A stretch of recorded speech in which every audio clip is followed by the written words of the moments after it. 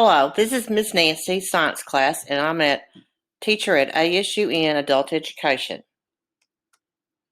We're going to start with learning about Punnet squares that are on the GED test. The objective is to learn how to create a Punnet square and complete it, and to be able to analyze the results. What is genetics? Genetics is a scientific study of heredity. What's a trait? It's a specific characteristic that varies from one individual to another.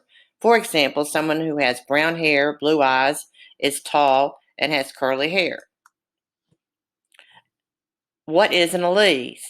Alleles are different possibilities for a given trait. Every trait has at least two alleles, one from the mother and one from the father. Examples are eye color, for example, brown, blue, green, or hazel. Genes are the sequence of DNA that codes for a protein and determines a trait. The father of genetics is Gregor Mendel. He was the first one to have important studies on heredity. He studied the garden pea and studied them from one generation to the next. Dominant versus recessive. Dominant is the masks the other trait. That is the trait that shows it present, and it is represented by a capital R. Recessive is an organism with a recessive allele for a particular trait, which will only exhibit that trait when the dominant allele is not present.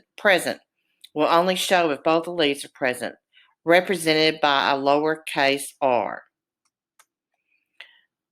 Here's some examples. Dominant and recessive practice. T is straight hair and a lowercase t is curly hair. If you have two capital T's, your offspring would have straight hair. If you have a capital T and a lowercase t, that person would still have straight hair. But if you have the recessive gene, which is two lowercase t's, that offspring will have curly hair. If two alleles have the same identical, then these are called homozygous. So if we have capital R and capital R, or you could have two lowercase r's. But if you have one as a capital and one as a lowercase, then these are heterozygous because they have two different alleles. Here we're going to show you how to draw the square. You've got the parent on the top and the other parent on the side. And then you're going to look at the probability of a chance that is given in the event. Okay, here's the first parent is A, big A and little a, and then there's the other parent.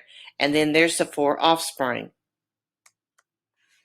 And it's like multiplying. Let's look at the first one. Each parent is a Y, capital Y and lowercase y, and then when they cross, you're going to have one that is two capital Y's. Two of them are going to have a capital Y and a lowercase y, and there's only going to be one that has two lowercase y's. The phenotype, which is a physical trait, means that 3 will be yellow and 1 would be white. Let's try it now. We have capital T for tall and lowercase t for short. Set up the square, one parent on top and the other on the side. When you complete this one, all of them have the same genotype. They are all capital T and lowercase t. So that means everyone's going to be tall. Now let's look at the next one.